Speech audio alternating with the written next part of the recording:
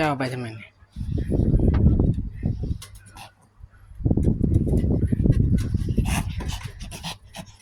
ดูเลยเอาไปทำไมนี่อ่ะนี่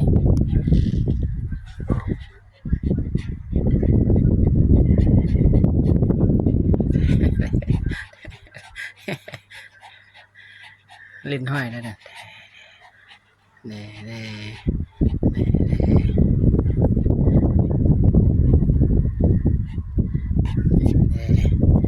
เน่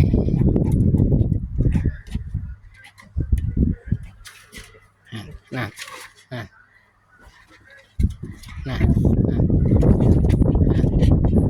ทำอะไรนั่นนั่นทำอะไรทำอะไรเน่เน่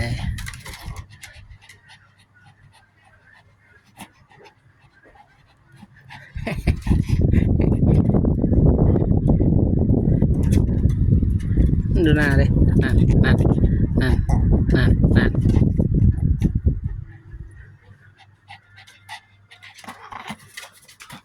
อะไรนี่มันอะไรนี่